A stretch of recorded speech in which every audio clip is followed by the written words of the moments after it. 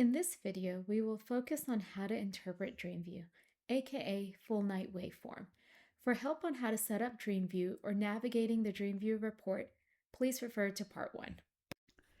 Prior to reviewing DreamView, it is helpful to review the remedy reports first to get an overall picture of how the patient is doing to become familiar with parameter settings.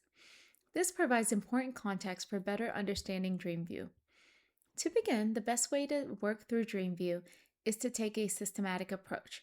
Start on the left side of the screen, reviewing from top to bottom, then move to the middle section, reviewing it down and across, similar to how you would read an HST hypnogram.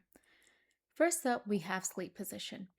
Identify the predominant positions and confirm with both the waveform browser summary table and the patient. In this case, the patient appears to sleep primarily on their left and right sides. The position analysis table can help identify optimization opportunities and guide therapy programming and titration decisions.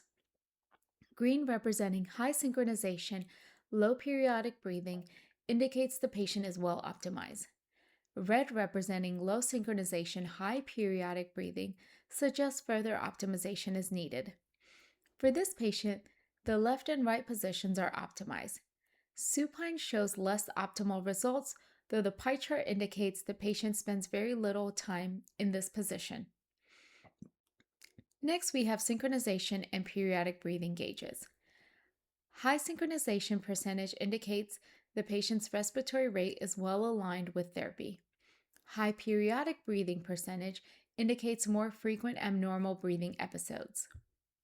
In this example, the patient shows low periodic breathing and medium synchronization.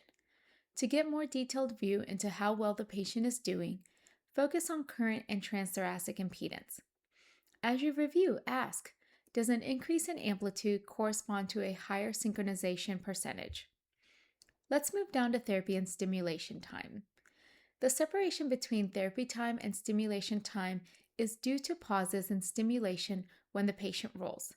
A large gap would suggest the patient is rolling a significant amount or the suspension window is set too high.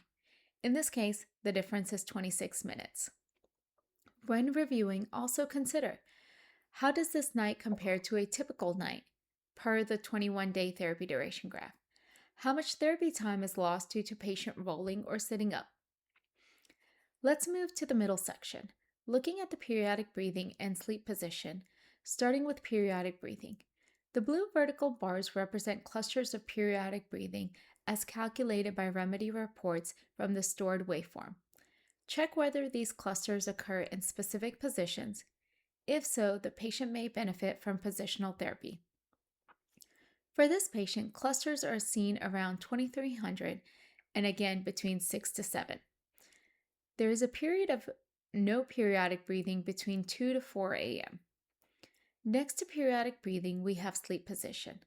The sleep position graph, which shows device-reported quadrant values throughout the night. Between the 2 to 4 a.m. time, when no periodic breathing is apparent, the patient was in the left position, while high levels of periodic breathing correspond with the right side position. When reviewing the next 4 traces, it is best to first review the full night format, then adjust the timescale to 5 or 10 minutes for more clarity. Working down the page, the first set of traces to review are synchronicity in yellow and capture index in red. Both help assess how well the patient is breathing at the program rate.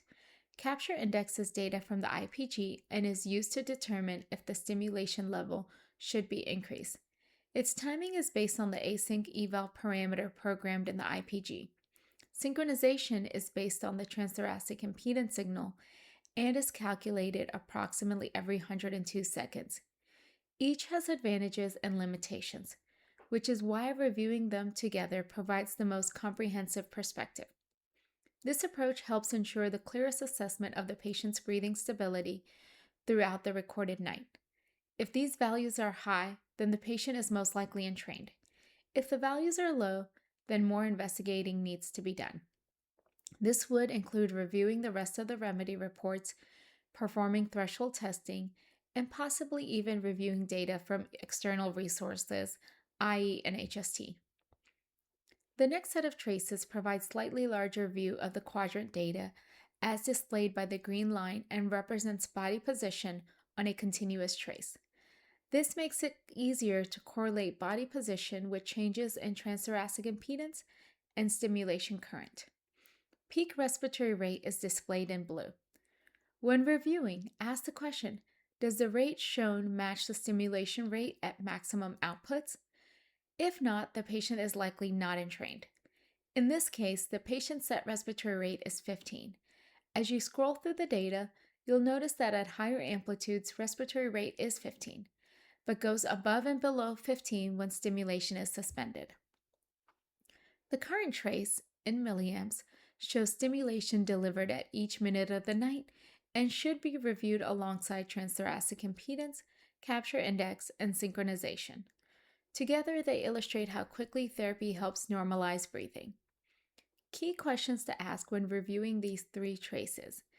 Does an increase in amplitude reduce periodic breathing and result in steadier, more regular breathing displayed on the transthoracic impedance signal? Earlier, we noted periodic breathing episodes between 2300 and 6 to 7. The current and impedance traces help clarify what is happening during these times. Was therapy active? Was the amplitude at the maximum current for that position? Could the patient benefit from amplitude increase? Lastly, we see gold bars on the impedance trace. Gold bars represent a gap of more than 1 minute between data recordings, most often due to therapy being suspended due to pitch.